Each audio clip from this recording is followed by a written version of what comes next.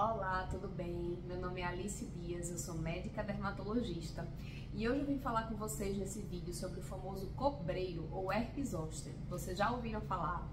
Se vocês querem conhecer um pouco mais dessa condição, dessa doença de pele, saber o diagnóstico, o tratamento, quais são as complicações e como prevenir, fiquem comigo até o final desse vídeo. Então, gente, o herpes zoster, ele é uma reativação do vírus da varicela zoster. Normalmente a pessoa vai ter a catapora ali na infância e esse vírus da catapora, ele não vai embora do corpo, ele fica adormecido nos nervos, nos gânglios nervosos da pessoa e depois de muitos anos esse vírus vai se reativar, mas não mais como catapora e sim como herpes zoster. E normalmente essa reativação vai se dar em períodos que tenham uma baixa maior de imunidade. Então, principalmente nos indivíduos idosos que têm imunossenescência, né, que começam a ter uma deficiênciazinha de imunidade por conta da idade, pessoas que estão passando por um período de estresse maior, que isso também pode desregularizar um pouquinho a imunidade, ou pessoas imunocomprometidas realmente, que fazem algum tratamento que baixa a imunidade, alguma medicação que baixa a imunidade, ou que tenham alguma condição, né, alguma doença que cause esse imunocomprometimento. E quais são os sintomas do herpes zoster? Normalmente o paciente começa sentindo uma sensação de dor, parestesia, uma alteração de sensibilidade ali, queimação, prurido, né, que é a coceira.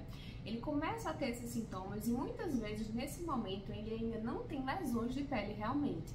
Então ele começa a ter sintomas ali em uma região específica do corpo, um dermátomo, que é justamente uma faixa de pele que ela é inervada por uma área específica, né, que é inervada por um gânglio nervoso, um nervo específico, e é por isso que se dá em uma faixa do lado só do corpo. E aí o paciente começa a sentir dor naquele local.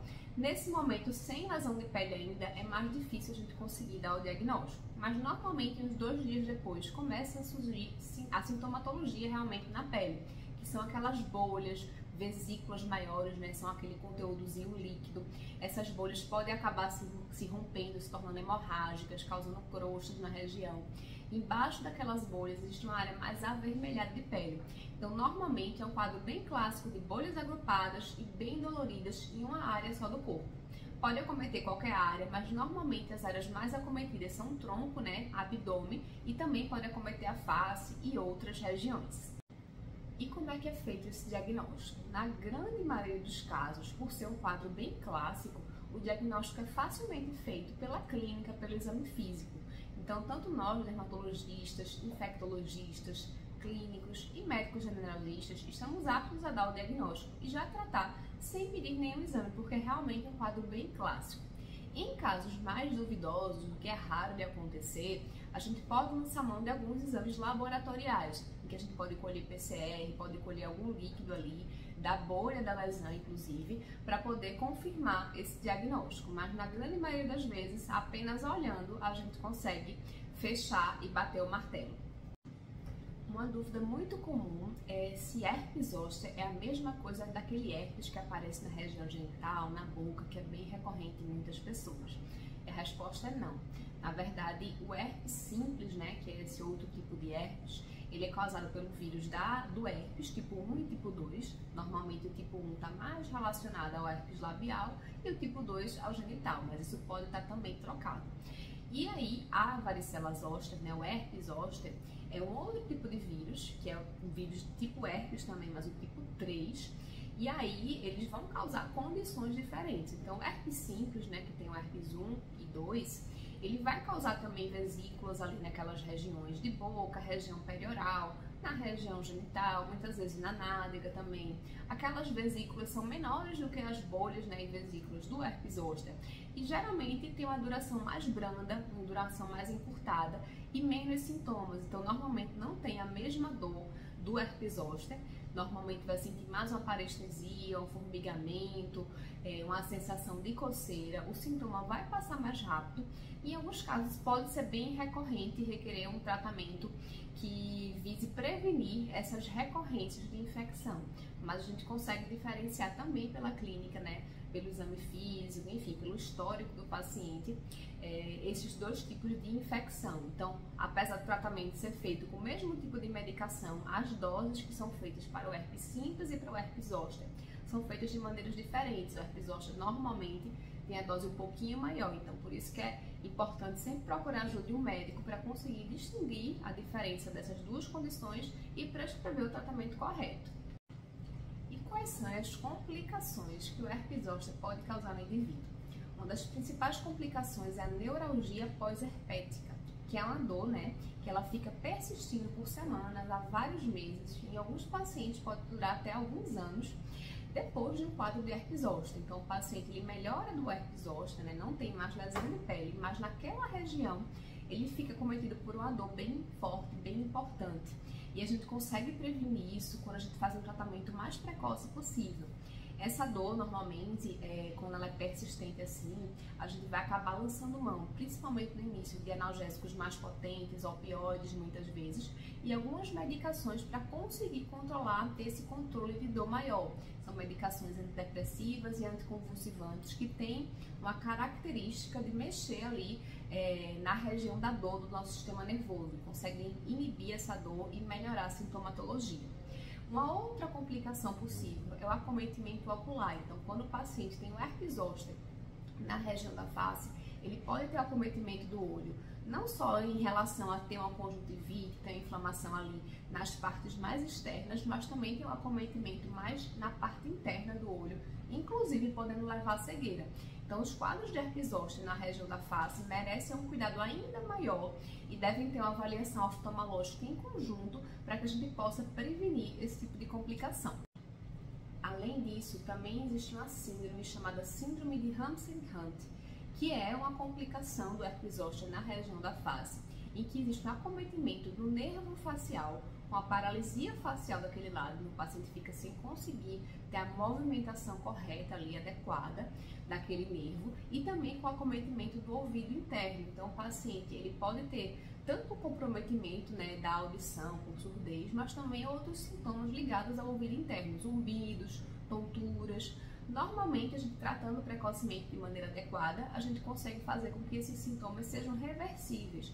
Porém, alguns pacientes podem acabar ficando com sequelas ou precisando fazer fisioterapia por algum tempo, para conseguir ir recuperando melhor tanto esse movimento, como também ter um acompanhamento aí com otorrino para ter uma melhora dessa sintomatologia do ouvido, do ouvido interno.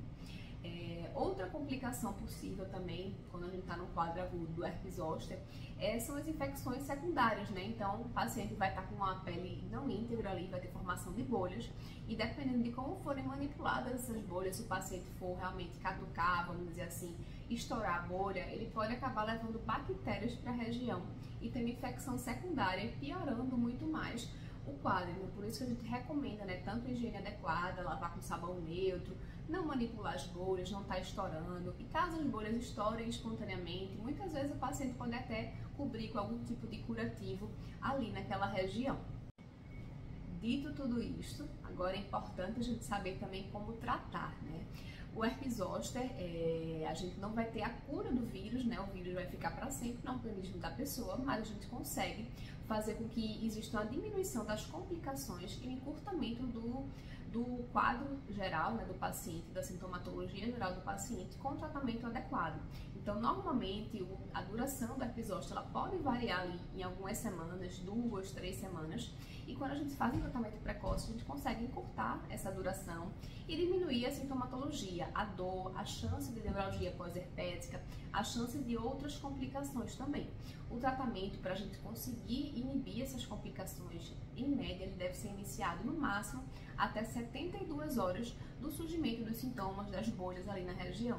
A gente vai tratar com antivirais, então aciclovir, fanciclovir, valaciclovir, em doses diferentes das doses tratadas para o herpes simples. Isso é muito importante, que a gente acaba vendo muitas vezes pacientes fazendo uso de medicação por conta própria, está fazendo de maneira inadequada, com dose inadequada, e não vai ter a mesma eficácia. Então, a dose da medicação é uma dose realmente mais alta e normalmente a gente faz esse tratamento em torno de 7 dias. Além disso, a gente vai usar analgésicos comuns aí para melhorarem o quadro de dor. E muitos pacientes, analgésicos comuns, como dipirona, paracetamol, acabam não conseguindo inibir totalmente essa dor e a gente vai ter que lançar mão de analgésicos mais potentes, como analgésicos opioides, e de outras medicações controladas também. Em geral, fazendo tudo isso direitinho, a gente consegue inibir bastante as complicações e o paciente vai conseguir ficar bem e se recuperar aí em alguns dias a poucas semanas desse quadro de herpes zoster. E como prevenir, né, o quadro de herpes zoster? Primeira coisa, a gente tem que estar com o calendário vacinal bem atualizado aí. Antigamente, o pessoal mais antigo aí não tinha no calendário vacinal a vacina para a catapora, para a varicela. Então, o pessoal mais antigo acabou adquirindo imunidade para a doença, pegando a própria doença, né? Mas quem já é mais novinho aí já tem no calendário vacinal do SUS ofertando para todo mundo aí essas vacinas na infância. Então, já adquirem essa imunidade. A gente com isso consegue inibir, né, que essas pessoas no futuro possam vir a apresentar o quadro de herpes zoster. Não vai inibir totalmente porque mesmo a pessoa sendo vacinada, ela pode acabar tendo algum quadro mais frustro, mais brando de uma catapora que passa até despercebido, né? Então não fica aquele quadro tão clássico.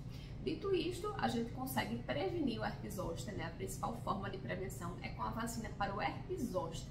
E essa vacina, ela é indicada para pessoas que têm acima de 50 anos, todo mundo que tem acima de 50 anos, o ideal é que deva tomar, e também para aqueles pacientes que têm acima de 18, mas também tem um imunocomprometimento associado. Então, tem alguma doença que tenha uma deficiência de imunidade, que principalmente um HIV não tratado, ou que tem alguma imunodeficiência primária, pacientes que tomam alguma medicação, algum imunossupressor, né, alguma medicação que baixa a imunidade, pacientes reumatológicos, né, que têm doenças autoimunes, ou pacientes oncológicos mesmo, que pelo próprio tumor, né, pelo próprio câncer, ou pela própria quimioterapia, enfim, pelos tratamentos, ele pode acabar tendo uma deficiência de imunidade. E também os transplantados. Então, esses indivíduos, eles têm uma indicação maior de fazer a vacinação. E existem dois tipos de vacina. Tem uma vacina que é mais antiga, né, que ela era tomada em uma dose só, e ela era a vacina de vírus atenuado, ela tinha certas contraindicações, né, por conta disso. E tem a vacina mais moderna, que ela surgiu mais recentemente, há poucos anos, que é a Shingrix, que ela é a mais indicada atualmente. Ela tem uma eficiência, né, uma eficácia muito maior. A vacina anterior tem uma eficácia de 50% nessa prevenção, a vacina nova tem uma eficácia de mais ou menos 90%. É tomada em 2 doses e ela é uma vacina que ela é feita a partir de proteínas ali do vírus. Então, ela é uma vacina mais segura, principalmente para esses indivíduos que estão imunocomprometidos conseguirem tomar.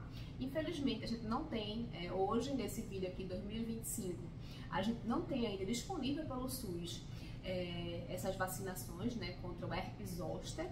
Porém, a gente tem na rede privada, então quem conseguir tomar, quem tiver acesso a tomar essa vacina, é bastante interessante para conseguir prevenir tanto o herpes zoster, mas se não conseguir prevenir o herpes zoster, mesmo assim a pessoa tem herpes zoster, vai conseguir prevenir que ele tenha as complicações, a neuralgia pós-herpética, um quadro mais grave, mas enfim, na grande maioria vai conseguir acabar prevenindo o herpes zoster sim.